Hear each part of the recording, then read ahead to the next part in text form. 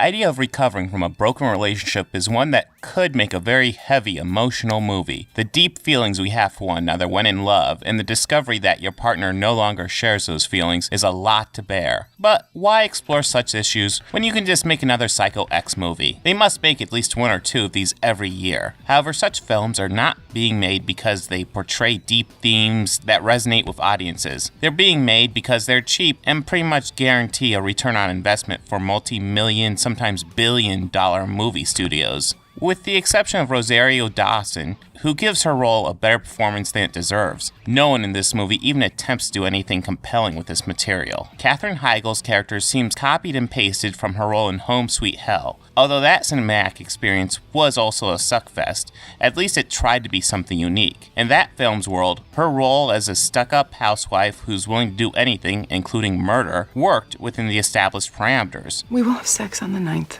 as scheduled.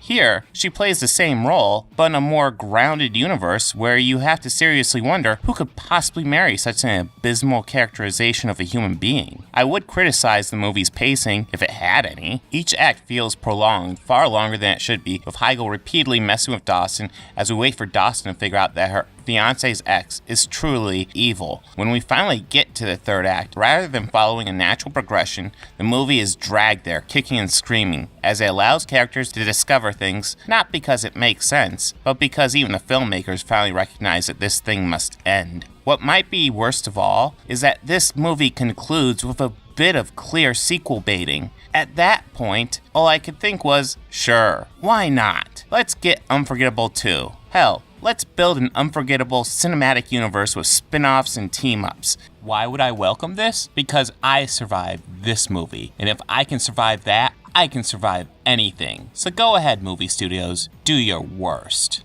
In short, if you need some painful dental work done, that would be a much more entertaining expenditure of your time and money.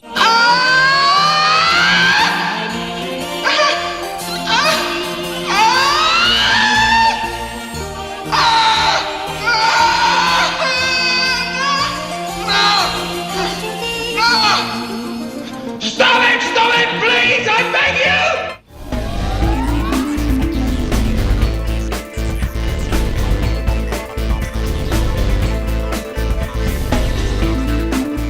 Hey, if you like this video, please make sure to hit that like button and go ahead and subscribe. That helps me out a lot. And if you really love this video, consider visiting my Patreon page.